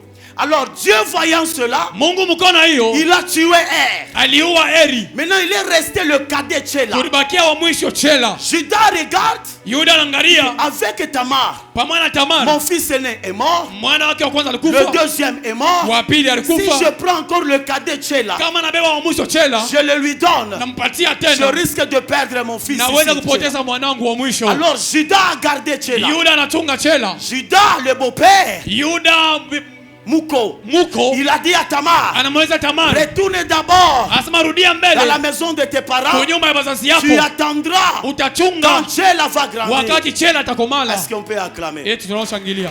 Judas a dit à Tamar, Yuda retourne anamwambia dans la Tamar, maison de rudia ton père. kwa nyumba ya baba Tu yako, attendras utachunga quand mon fils Tchéla wakati mwanangu va Chela grandir. atakomala, Il viendra te prendre encore en mariage. atakuya kuchukua kama vile Oh, bibi. Judas le disait Yuda alikuwa dans anaisema le sens de conserver la vie de Tchéla, munamna kuchunga maisha ya son Chela, troisième fils qui est le mwanake cadet. watatu ule kwa mwisho. Tchéla grandit. Chela alikomala, Tamar était déjà rentrée Tamar kwanza kurudia dans la maison de ses parents. mnyumba ya wazazi yake. Maintenant, un jour, Tamar a appris Siku moja Tamar que anabeba, Tchéla était déjà grand. anakumbuka sema Tamar Son akomea, bon-père Judas mko wake Yuda refusait de lui donner Tchéla comme étant époux. alikatala kumupatia Chela kama vile bwana. Alors un jour, Siku moja Judas Yuda est allé dans la ville, anenda myo muji, la ville où habitait Tamar, muji ambao mlikuwa nakaa Tamar, pour faire tondre les troupeaux. juu ya kulisha wanyama, kuwatondoa wanyama, Tondre, kuwatosha manyonya ya wanyama.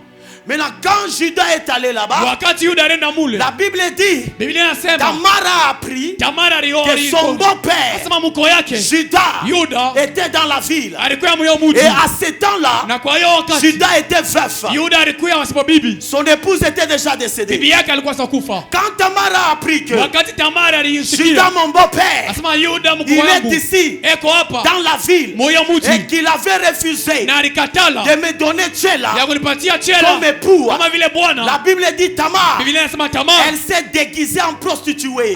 akajigeuza Elle mukaba, a enlevé les habits de veuvage. anatoa mavazi hiyo ya Elle a bibi, porté les habits de prostituée. anavala mavazi ya ukahaba, Elle est allée à un endroit stratégique. alienda pafasi moya ya suple. Judas passait. Yuda alikuwa anapita, Judas a regardé. Yuda anaangalia, Il a senti son cœur bouger. anasikia moyo wake unatikizika. Judas est tombé amoureux. Yuda anaanguka De Tamar. mapendo na Tamar. Judas ne savait pas que Yuda sikutambua la kusema femme, ule mke, la prostituée là, ule mkahaba c'était Tamar, sa belle-fille. ilikuwa ni Tamar mko Judas yake. ne savait pas. Yuda sikujua. Judas courtisait Tamar Yuda alimfuata Tamar sans savoir que c'est Tamar. pasipo kujua sema ni Tamar. Tamar a accepté. Tamar anakubali, Ils sont allés à l'hôtel. wanaenda ku hotel. Toute prostituée qui se respecte, Kahaba wote mwenye kujiheshimia, avant de coucher avec un homme, kabla ya kutoka na il mume faut que l'homme le paye. inabidi mume amulipe. Judas n'avait rien. Yuda sikuwa na kitu. Tamar lui a demandé, Tamar anamulomba, paye-moi d'abord unilipe kwanza avant de coucher avec kabla moi. ya kutoka na we. Judas, Yuda il essaie dans ses poches, anapima mfuko il yake, n'avait rien. ashina na kitu. Judas propose à Tamar, Yuda anamuonesha je Tamar, n'ai rien ici, sina na kitu mais hapa, permets-moi lakini uniruhusu que je couche avec toi. nitoke na we Mais kwanza. Tamar lui a dit, Tamar amwambia, comme tu n'as rien, vile una tu kitu dois me laisser des gages. unyachie kwanza, Gage, garantie. unyachie garanti. Alors, Sasa Judas a donné à Tamar Yuda anampatia Tamar un cordon, Asema, kamba. kamba, Il a donné un seau, anampatia so muhuri, muhuri.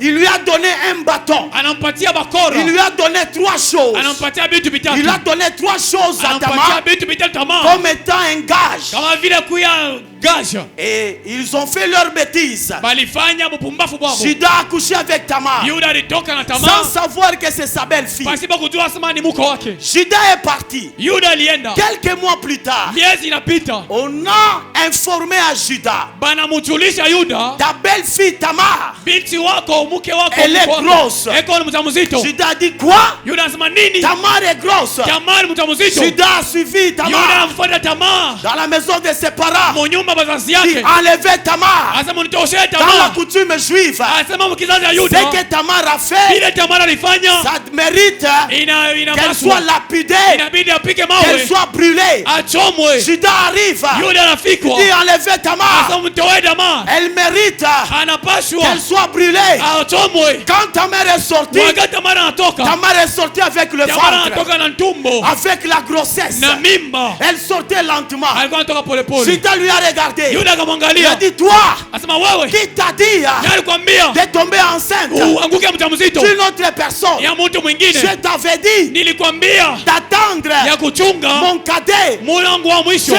Chela Quand il va grandir, wakati atakomala, comme tu as fait ces bêtises, vile ulifanya upumbavu tu huyo, seras lapidé, utapigwa tu mawe, seras brûlé. batakuchoma. Tamar a dit, Tamara anasema avant de me condamner, kabla ya kunihukumu, avant de me brûler, kabla ya kunichoma, je présenterai les gages. nitaonesha kwanza magaji. Le propriétaire de ces gages, Mwenye hivi bintu hivi c'est lui le propriétaire de la grossesse. sio mwenye mjamzito hiyo. Judas ne savait pas Yuda que sikuelewa kusema cette grossesse-là ile mimba hiyo était la tienne. ilikuwa yake. Alors Tamar Sasa a Tamar enlevé des gages. anatoa hiyo mama. C'était combien de gages? Ilikuwa magazi tatu ngapi? C'était combien? Ilikuwa ngapi? C'était quoi? Ilikuwa nini? Pardon? Le cachet, Kulikuwa muhuri, le cordon kulikuwa kamba et le bâton. na kulikuwa Il y bakora. avait trois, n'est-ce pas? Kulikuwa vitatu. Mais laissez-moi vous scandaliser. Acha nimeshutushe. Judas Yuda n'a pas laissé trois choses chez Tamar. asipata vitu vitatu kwa Tamar. Judas a laissé quatre choses. Yuda aleta vitu vinne. Les trois choses Vile vitu vitatu étaient visibles. vilionekana, Mais la quatrième lakini chose kitu kia nne n'était pas invisible. akionekane. La quatrième chose Kile kitu kia que nne Judas a laissé à ile Yuda Tamar, aleta wa Tamar c'était la grossesse. ilikuwa ni mimba. Alors Tamar a dit, Tamar anasema le propriétaire de ces gars, mwenye hivi vitu hivi c'est lui le propriétaire de la sio grossesse. mwenye hii mimba hii. Judas, Yuda il était stupéfait. alisutuka, Il a dit, c'est pas possible. anasema haiwezekani. C'est moi Kwangu qui mimi t'avais laissé ces gages. nilikuachia magazi, Je t'avais laissé le seau, nilikuachia muhuri, le cordon nilikuachia et kamba, le bâton. nilikuachia Donc bakora. c'était toi, Tamar. Ni wewe Tamar, Pourquoi tu as fait kwa ainsi? nini unafanya hivi? Tamar a dit, Tamar si anasema tu veux me brûler, kama unapenda nichoma, voilà tes gages. basi tazama C'est hivi, toi le propriétaire wewe ndio mwenye navyo de la grossesse. ya hii mimba Tout ça, yote hiyo. Tamar faisait ça Tamar alifanya hiyo pour avoir juu ya kupata la progéniture. uzao, Comme kama vile elle avait raté alikosa la progéniture kizazi avec les enfants de na Judas, watoto wa Yuda. Tamar a attaqué le père, Tamar akamata baba Judas lui-même. Yuda mwenyewe, Et le jour na hiyo siku que Tamar Tamari devrait accoucher, alipata kuzaa 9 mois plus tard, miezi kenda baadaye. Tamar est allée à l'hôpital. Tamar enda kwa hospitali, Elle est allée à la maternité. alienda kwa hospitali ya Elle uzao, monte à la technique. anapanda nafasi ya kuzaa. Quand elle est montée à la technique, Wakati anapanda nafasi ya kuzaa, les aides accoucheuses wale wake wenye hekima, ou les gynécologues, wale watu wenye elle hekima commence à dire à Tamar, wanakamata Tamar, pousse. sukuma. Tamar commençait à pousser Tamar anaanza kusukuma pour que les enfants sortent. kusudi watoto Mais watoke, la Bible dit, lakini Biblia dans le inasema ventre de Tamar, utumbo ya il y Tamar avait, il y mulikuya avait, il y mulikuya avait, il y mulikuya avait 2 enfants. mulikuya mapasa. Tamar est montée à la technique. Tamar anapanda nafasi ya Elle a kuzaa, commencé à pousser. anaanza kusukuma Elle a watoto, poussé. anasukuma watoto Et aide accoucheuse, na msaidizi wa kuzaa on dit à Tamar, anamweleza Tamar, pousse encore. sukuma tena Dans ton ventre, ndani ya tumbo yako il y a 2 enfants. muko watoto wawili. Pendant que Tamar poussait, Wakati Tamar alikuwa anasukuma, le premier enfant, mwana wa kwanza il a fait sortir la main. anatosha kwa mkono. Vous savez, Mnajua moi, mimi je suis une aide accoucheuse. niko msaidizi wa Je wazao, suis gynécologue spirituel. niko msaidizi wa kiroho. Vous, Nyinyi vous êtes enceinte. muko na mjamzito. La parole de Dieu, Neno ya Mungu c'est une sémence. ni mbegu. La parole de Dieu Neno ya Mungu vous a enceinté. ili mipatia Quand mimba. vous écoutez la parole de Wakati Dieu, munasikia neno ya vous Mungu tombez enceinte. unaanguka mjamzito. Tel que tu es là, Vile uko pale dans ces assises, ndani ya hii en matengenezo, écoutant la parole de Dieu, kusikia neno ya tu Mungu es déjà enceinte. uko mjamzito. Mais enceinte de quoi? Lakini imetazwa Tu nini? es enceinte. Uko mjamzito, Ce que tu vas accoucher, ile utazaa, tu vas accoucher. utazala Ce qu'on appelle miracle. ile wanaita muujiza. Ya, ya, ya, ya. Haleluya. Ce que tu vas accoucher, Ile utazala, tu vas accoucher. utazala Ce qu'on appelle ile wanaita bénédiction. baraka. Tu vas accoucher. Utazala Ce qu'on ile appelle wanaita mariage. le mariage. Tu vas accoucher. Utazala Ce qu'on ile appelle wanaita emploi. l'emploi. Maintenant, regardez. Sasa angalieni Tamar. Tamar ye Cravate ni mbamba mbasana. la cravate mama kusema.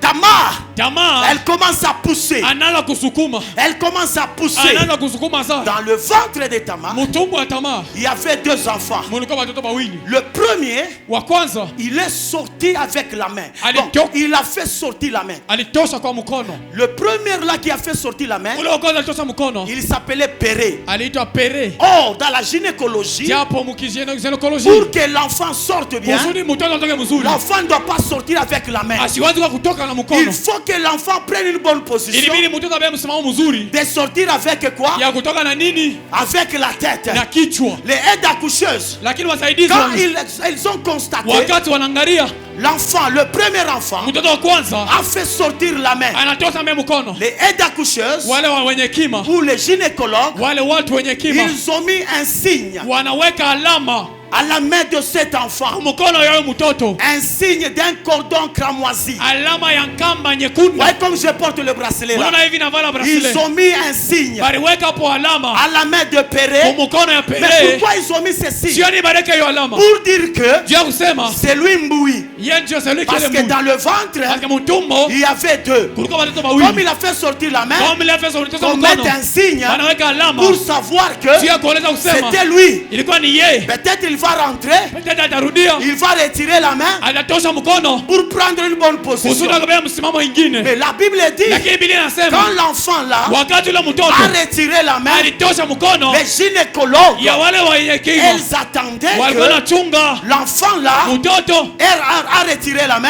atoshe pour mkono sortir avec la juu main. atoshe na kichwa. Je ferme cette histoire. Nafunga historia, Je retourne en Joseph. narudia mwa Yusufu. Joseph, Yusufu esclave qu'il était, mfungo alikuya, étranger qu'il était, mgeni alikuya, prisonnier qu'il était, mfungo alikuya, on l'a appelé walimwita à la royauté kufalme par Pharaon. kupitia Farao. Pharaon a fait un rêve. Farao alikuwa na ndoto, Il n'a pas su comment interpréter. asikuelewa namna kana kuijulisha, Ni les conseillers de Pharaon ni hata washauri wa n'ont pas Farao pu interpréter. hawakuweza kufafanusha On a hayo. fait appel à qui?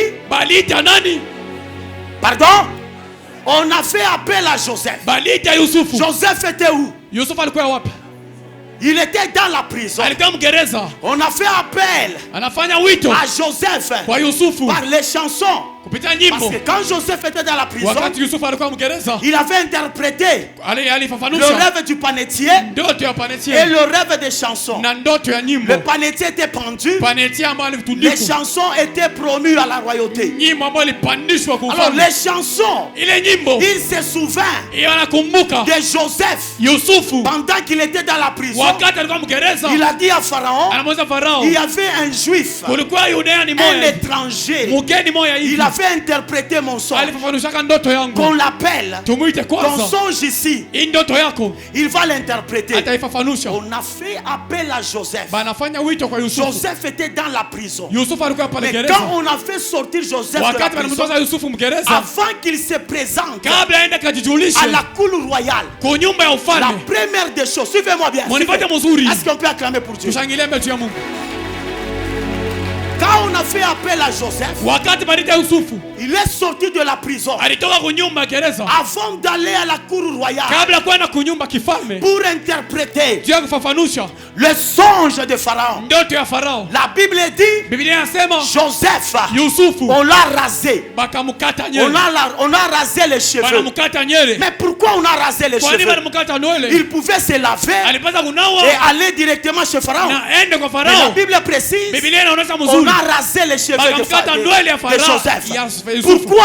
Juu ya nini? Parce que Joseph Juu Yusufu venait de la prison. alitoka gereza. Vous savez quoi, mes bien-aimés? Mnajua ni wapendwa, Quand Dieu vous amène à la grandeur, wakati Mungu anampeleka la kukubwa, première des choses, kitu ya kwanza avant que vous y accédez, kabla mufikie hapo, vous accédez à la grandeur, mnafika kukubwa, Dieu cherchera à ce Mungu que anatafuta kusema vous rasez votre tête. mukate kwanu kichwa yenu. Ya, ya, ya, ya, ya, ya, ya, ya, ya. Ya. Yes. Dieu cherchera à ce que Mungu anatafuta kusema vous rasez votre tête. mukate kwanza nywele yenu. Pourquoi raser la tête? Sioni ukata nywele C'est à la tête. ni kukichwa, Quand on parle de la tête, bakabeba on kichwa, voit la pensée. banaona mawazo. Vous ne pouvez pas Hamuwezi kamwe aller à la grandeur, kwenda kubukubwa à la royauté, mufalme avec une pensée de la na prison. mawazo ya Il kigereza. faut d'abord Inabidi kwanza raser kutosha la pensée de la prison. mawazo ya gereza. Amunyelewe mzuri. Vous n'avez pas bien compris. Amunyelewe mzuri. Vous m'avez pas bien compris. Mungu Dieu, ana bumbafu. il n'est pas insensé. Mungu Dieu, anyanyuake muntu hivi il hivi. n'élève pas personne en vide comme ça. Mungu kabla kunyanyua Dieu, muntu, avant d'élever quelqu'un, Mungu anaanzaka Dieu kumutayarisha. commence par le préparer. Na wakati Mungu ako Et natayarisha quand muntu, Dieu prépare quelqu'un, kitu ya la kwanza première des choses, muntu anafadhali adoshe mawazo ya Il njala, faut que mawazo ya pauvreté, l'homme enlève les mawazo pensées de ya la pauvreté, prison. les C'est pensées ça, de prison. raser la tête. Sio kuikata nywele. Mais toi tu cherches la Lakini grandeur. utafuta mkubwa wewe. Tu cherches que Dieu t'élève. Unatafuta Mungu akunyanyue. Dans ta tête, Kichwa yako il n'y a que mule. les pensées de la Kupa pauvreté. mawazo ya Il masikini. y a les pensées des Kupa bassins. mawazo ya chini chini. Dans la grandeur, Kumukubwa on n'a kule. pas besoin de telles Ah, pensées. Ya vile.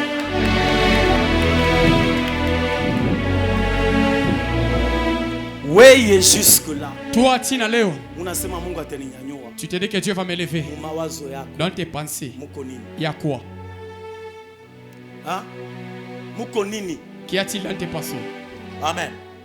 Mumawazo yako muko mawazo paka ya chini. Dans tes pensées, il y a que les pensées négatives. Mais utafika kule ku royauté je. Mais comment est-ce que je peux arriver à la royauté? Esther, Esther, elle, la Bible dit, Biblia inasema elle était sous la garde des eunuques.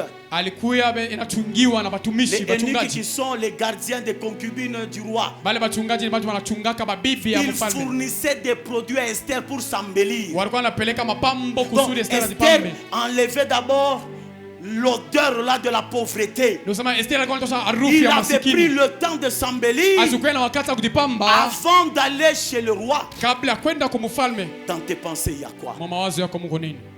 Hein? Il y a quoi? Muko nini mawazo yako?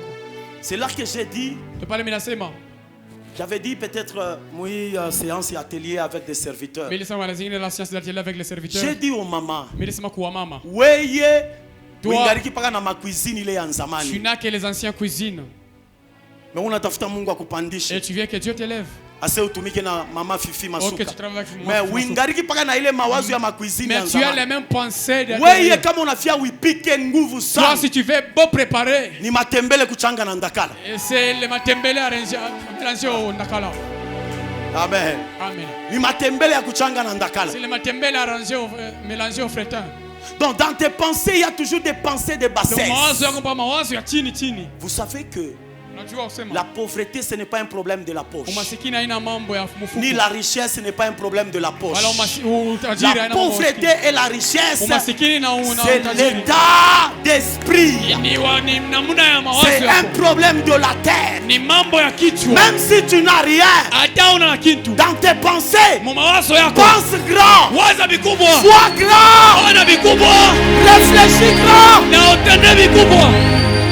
réfléchis grand, Waza vikubwa. réfléchis grand. Waza vikubwa. Qui vous a dit que l'humilité, Nani aliwaambia sema kujishusha? kuyachilia, C'est s'abandonner comme ça. unavoa la tout, Tu portes seulement. ndio soutien sasa. Et maintenant le soutien. Soutien, Le soutien. soutien Les shakufika. cordons de soutien Ndio jusqu'ici. unatembea. Maintenant tu marches. Qui vous a dit c'est ça Nani l'humilité? aliwaambia sema ndio kujishusha kule? Ah? Ah?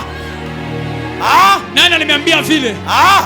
Nani aliniambia? Qui vous a dit c'est ça Nani aliniambia l'humilité? sasa ndio kujishusha? Qui vous a dit que Nani l'humilité, aliniambia sasa kujishusha? c'est fermer le dernier bouton Ni ici. kufunga button hapa ya mwisho hapa. Et quand tu marches, Na wakati tu unapotembea, marches comme ça. wanatembea saa mumpe. Quand on te salue, Wakati tu unakunamukia, fais comme ça. wanafanya hivi. Qui vous a dit Nani que aliwaambia usema? c'est ça l'humilité? Ndio kujishusha kule? Qui vous a dit Nani que aliwaambia usema? l'humilité, Kujishusha c'est marcher ni kutembea à côté de la route. pembeni ya barabara. Tu laisses la route, Unaacha tu es barabara. à côté. Uko pembeni. Et c'est ça l'humilité. Nani kujishusha? Ça, ce n'est pas l'humilité. Ile kujishusha. Ça, tu es prisonnier dans les Ile ni pensées. kujifunga Tu mukiro. es prisonnier dans les Uko pensées. Tu mfungo. es prisonnier dans les Uko pensées. mfungo mawazo. Tu es encore prisonnier dans les Uko pensées. mfungo mawazo. Tes pensées doivent être... Mawazo Rasé. inapaswa Dis kukatwa. voisin, Sema jirani. regarde ton voisin. Angalia Dis jirani. voisin, Mwambie jirani. tes pensées Mawazo yako doivent être rasées. inapaswa kukatwa. Tu dois raser. Kata. Pensée de pauvreté. Kata umasikini. Pensée de chômage. Kata mawazo. Pensée de bassesse. Mawazo ya bulo. Pensée de maladie. Mawazo magonjwa. Allez. Toka. Amen, amen. Qui vous a dit que l'humilité, Nani aliwaambia za kujishusha? ce n'est pas mettre un peu de chaînette. Haina kwako kutuma sheneti. Ce n'est pas un peu. Hainako. Ah. Mais tu veux arriver à la grandeur Unapenda kufika mkubwa. avec la pensée de la Na bassesse. mawazo ya chini chini. Qui vous a dit que Nani aliwaambia usema l'humilité, kujishusha ce ko n'est pas entrer chez Kin Marché, haina kuingia mkini marché. ce n'est pas entrer chez ma maison. Haina kuingia mma maison. Toi, si tu veux acheter les cuisses Wewe poulet, unapenda kuuza cuisse poulet. tu achètes les cuisses poulet. Tu achètes les cuisse poulet de mousse. On met ici au niveau de la Hapa poste. bena weka marché pirate Les kwa poste. cuisses poulet qu'on est Ma pas. cuisse poulet wanaweka pale. Sema nous, On a Shiloué toi. voyez nous autres là. Shiloué tu ni Mungu na mbingu. Nous c'est Dieu et le ciel. Shiloué, ah, que Dieu te bénisse ma fille. Shiloué tu ni mbingu kuna Nous ishi. autres c'est le ciel. le Hii ciel. mambo hii ya ma Et les ma autres Kin choses. Les Kin Marché, marché. ya mama maison. Ah, la maison. Non, non, Ile non, ni non. kurionesha. Non, c'est Qui vous a dit que Nani ni aliwaambia kurionesha? kusema sema ni kurionesha. À Lubumbashi, Pale Lubumbashi. quand on avait construit Jambo Mart, Wakati balijenga Jambo Mart. on a inauguré Jambo Mart. Bakafungula Jambo Mart. Ceux qui connaissent bien Lubumbashi. Wale wanajua Lubumbashi mzuri. À l'époque, j'étais célibataire. Pale zamani nilikuwa mbalaka. Souffrier, Mtu wa kuteswa. pas même véhiculé. Sikuwa hata na gari. Pour trouver 10 $, c'est tout un Leo pata problème. $10 kwa kigumu. Moi et un ami, Mie na rafiki moya. on s'est dit, mais il est Jambo Mart là. Tunasema voice Jambo Mart. On a fait pour qui? Balifanya tu ya Nous nani? sommes allés chez Jambo Mart. Tulienda ku Jambo Mart. Dans les poches, il n'y avait rien. Mumaposha mkuya kitu. On a commencé à circuler tous Tunaanza les couloirs. kutembea tu makuloa. On entre dans ces couloirs. Tunaingia muyo On couloir. vérifie. Tunaangalia. On entre dans l'autre Tunaingia couloir. muyo ingine. On vérifie. Et Tunaangalia. vous savez quoi? Mnajua nini? À la fin, Kumwisho. on a payé juste les biscuits. Tunalipa tu biskuit, tunauza biskuit. On a payé juste les biscuits. Tunauza tu biskuit. Qui t'interdit toi d'entrer dans les Nani marchés? alokataza kuingia pale Kin marché? Qui t'interdit d'entrer dans des boutiques d'habillement? Nani kuingia alokataza kuingia mavazi Toi pour t'habiller, wewe ya kuvala. il faut aller à la cité. Inabidi Nkombo. Chercher une robe Utafuta kivazi qui kimoja est hivi. à peu près. Kile kinafanana Une na chemise kile qui kisemisi. est à peu Kile près. kinafanana na Une veste kikoti qui est kimoja. à peu près. Kinafanana na Je te refuse au nom de Jésus. nakatalia mjina la Je Yesu. te le refuse au nom de Nakatalia Jésus. mjina la Yesu. Je te le refuse au nom de Nakatalia Jésus. mjina la Yesu. Je te le refuse. Maria. Vous savez, Mnajua? je vais terminer. Napenda kuisha. Vous savez, Mnajua? les vestes, Mavesi c'est mankoti. à peu près. Ile ya kufanana na saa. Vous savez, il y a des vestes. Mnajua kuna mankoti. Quand tu portes la veste, Ukaivala nkoti. unafanya hivi. Tu fais ça.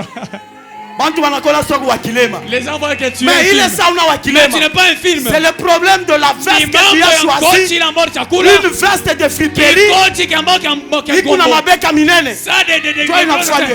Et maintenant c'est comme ça. Que Dieu te fasse grâce. Mon offensier nema. J'ai dit que Dieu te fasse grâce. Mon offensier nema. Que Dieu te fasse Mon grâce. offensier nema. D'entrer dans des boutiques. Kuingia mabuti. Que Dieu te fasse Mon grâce. offensier nema. De côtoyer des grands. Ya kwenda Que Dieu te wakubwa. fasse Mon grâce. offensier nema. De voir grand. Ya kona Que mikubwa. Dieu te fasse Mon grâce. offensier nema. De vivre de grandes Ya choses. vitu vikubwa. Joseph, Yusufu avant d'arriver à la royauté, kabla kufika kwa ufalme il fallait le raser. ilibidi bamkate. Même Esther, Hata elle Esteri devrait s'entretenir. alipasa kujipamba. Elle devrait s'entretenir. Alipasa kujipamba. Toka comme il est ma bintu la semaine Qui dit dans les choses de dire que militaire. oh, militaire nous autres là. Oui, jeune fille. Toi une jeune fille. Abayakoa. Tu n'es pas mariée. Mais comme on a fait ouvrir Mais si l'Égypte, tu veux t'habiller en Égypte. na ma papa il y a été Et même les babouches ne vont pas se voir. Ouais, bakapa kavile. Toi reste ainsi. Mina sema ouais, bakapa Je dis kavile. toi reste ainsi.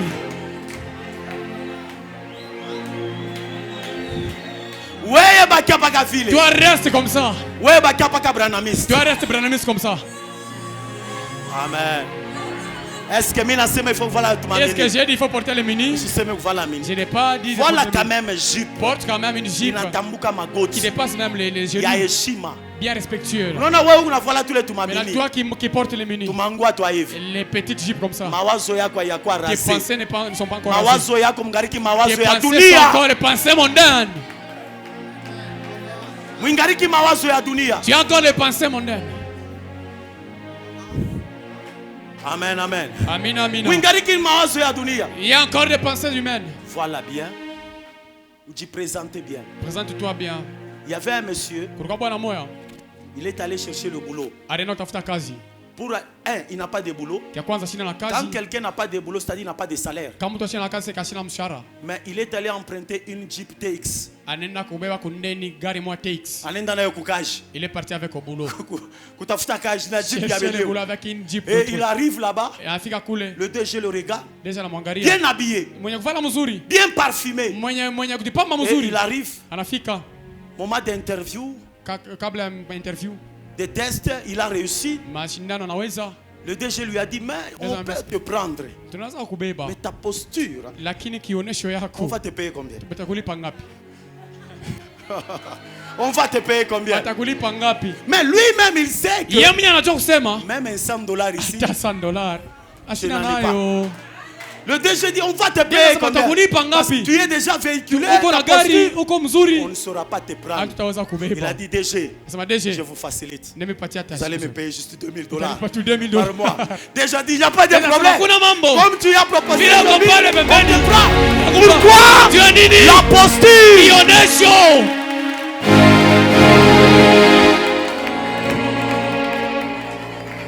N'est-ce pas la Bible dit? Si vile Biblia inasema, L'homme regarde ce qui frappe. mtu anaangalia vile l'œil. vinapika kumacho.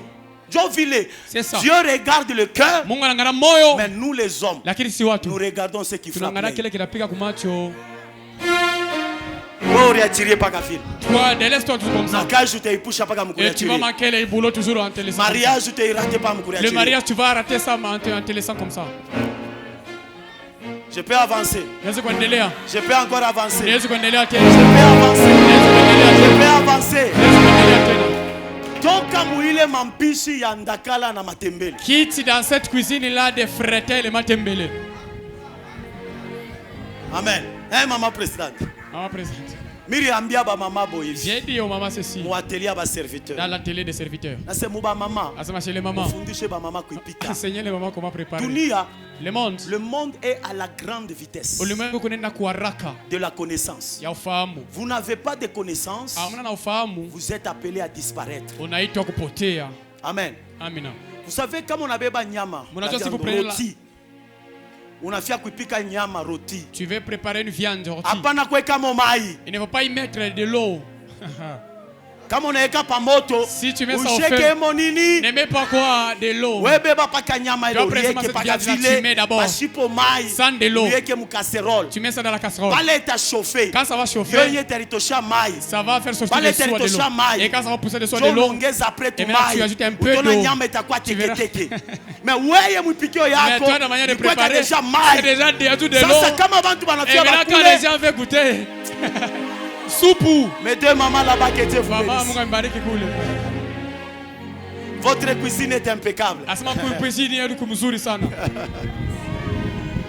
Ah, je peux exagérer. Naweza kuzidisha. Je peux exagérer. Asema niendelee. Je peux exagérer. Asema niendelee. Comment vous préparez les Namna légumes, gani le sombe? mnapika kama nsombe? Vous préparez le sombe Mnapika nsombe avec une cuillère métallique. na C'est pourquoi votre sombe n'a ndio pas maana de goût. sombe yenu haina na harufu mzuri. Amen papa. Et j'avance encore. Niendelee tena. Donnez-moi l'offrande, je vais Mnipe sadaka avancer. niendelee. Ah, il faut raser la Inabidi tête. kukata kichwa. Il faut raser la tête. Kukata nywele kichwa. Joseph, pour arriver à la royauté, Yusufu ndio afika on a kufalme. rasé la tête. Bale mukata Et puis nywele de deux, na kapili. la Bible dit c'est fait. Tu mets un peu de Il parfum. église, il y a excellence. L'église a beaucoup d'excellence. Amen. Amen. Il y a excellence. Vous savez que Unajua kusema vous attirerez les gens qui vous ressemblent. mtakokota bale bantu wananifanana. Yes. Je vous dis frère, Naambia kweli. vous attirez les gens qui vous ressemblent. Mwana kokota wale watu Quand wananifanana. toi tu es dans les médiocres, Vile huko tu vas mkukosa attirer les gens hein, utakokota médiocres. bantu bachini. Mais si toi tu es dans l'excellence, Kama wako tu vas attirer les muheshima. gens qui sont dans Utakokota bantu l'excellence. beko muheshima. Amen. Amina. Amen. Amina. Mungu akuone.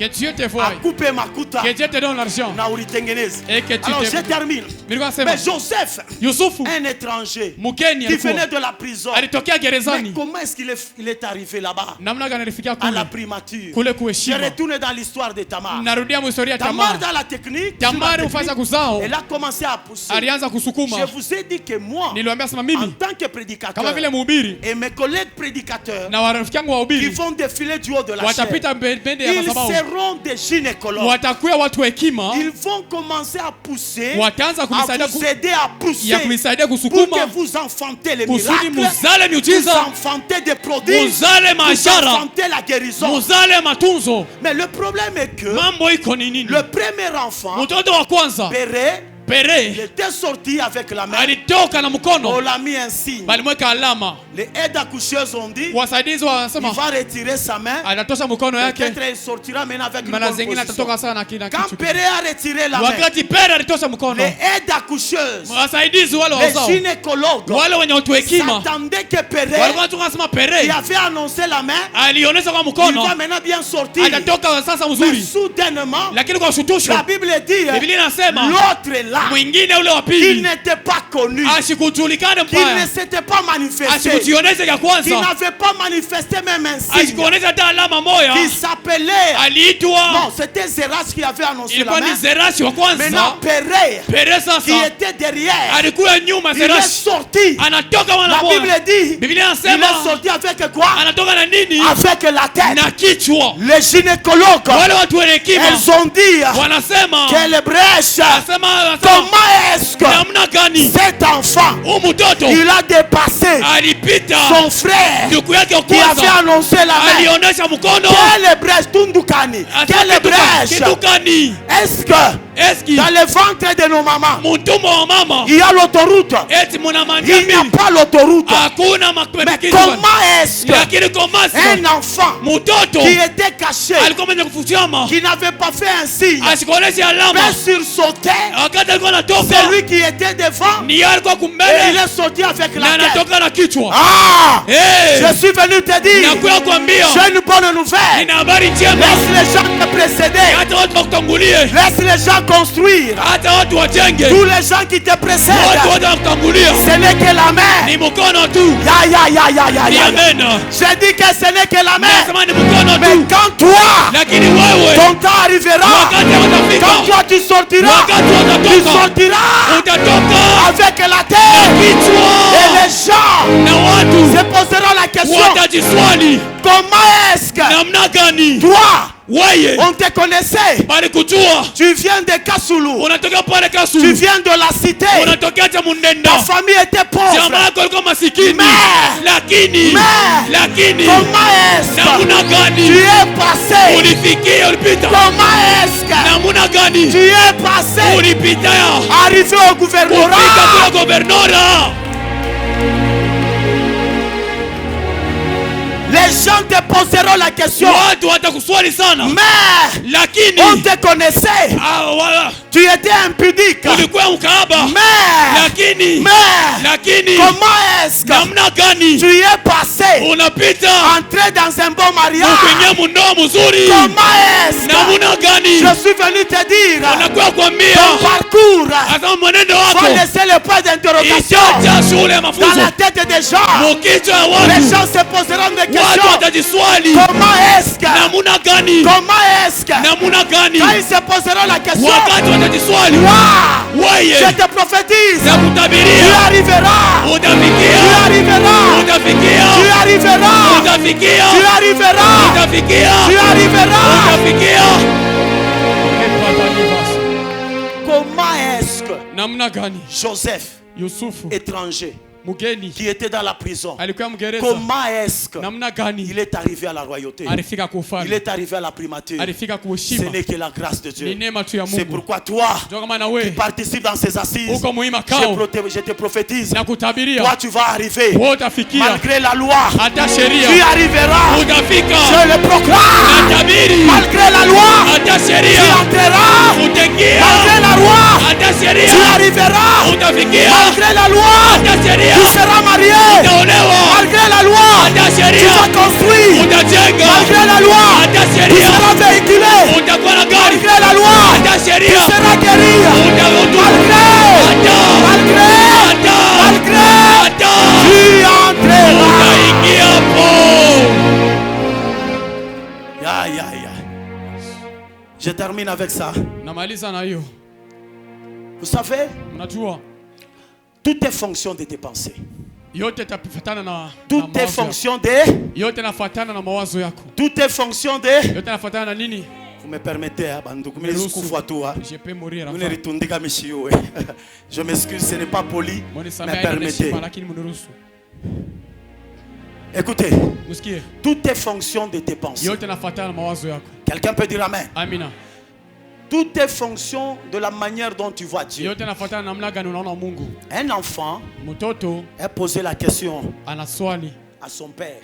baba yake. Il a dit, papa, Asema baba, quelle est la taille, asema burefu gani? la grandeur de Dieu? Ukubwa wa Mungu. Son père a dit, Wake anasema quelle belle question. asema swali gani Mais cette mzuri. question est difficile. Na swali ya nguvu. La grandeur, Bukubwa. la taille de Dieu. Urefu ya Le Mungu. père l'a dit, Baba anamwambia il est resté bouche bée. anawakia kino Il ne wazi. savait pas comment répondre à son Ashikuyata fils. jibu nini kwa mtoto Mais wake. comme le Saint-Esprit est souple, Lakini vile Roho Mtakatifu kutayari. quelques heures après, L'avion l'avion passé. Ndege inapita. Le papa a déjà trouvé la réponse Baba sakupata swali. à la question de son fils. Asipata jibu Il kuswali. a dit, mon fils, viens, viens, viens. Mwanangu kuya haraka. Le fils vient. Mwana anakuya. Le papa lui pose aussi la Baba question. anamswali na Il yeye. dit, mon fils, Sasa mwanangu, peux-tu me décrire unaweza kunionyesha la taille burefu et la grandeur de na l'avion? bunene bwa ndege?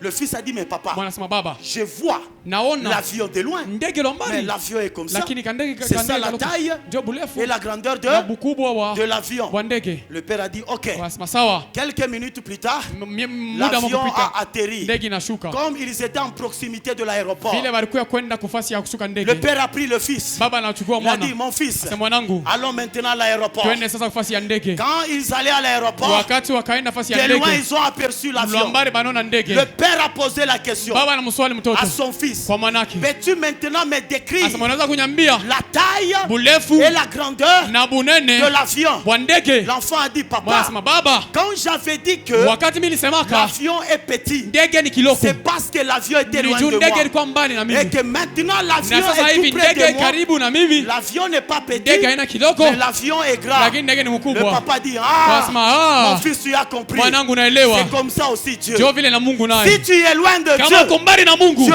est petit. Mungu ni Mais mdogo. si tu es près de Lakini Dieu, kama karibu na Mungu, Dieu est grand. Mungu ni Je munene. te prophétise, Nakutabiria. toi qui es près de Dieu, Wewe kwa karibu Dieu na est Mungu, grand. Mungu ni munene. Dieu est grand Mungu ni dans munene. tes problèmes. Mambo yako. Dieu est grand Mungu ni munene. dans tes combats. Kama mambo Dieu yako. est grand Mungu ni munene. dans tes difficultés. Mungu yako. Dieu est Mungu grand. ni munene. Toutes les fonctions Yote nafatana de ta na position msimamo wako en Dieu. ndani ya Tu es Mungu. loin de Dieu, Uko mbali na Dieu Mungu, devient petit. Mungu anakuwa kidogo. Tu es près de Dieu, Ukaribu na Mungu, Dieu devient grand. Mungu anakuwa Acclamons pour la munene. gloire de Dieu. Tushangilie utukufu wa Mungu.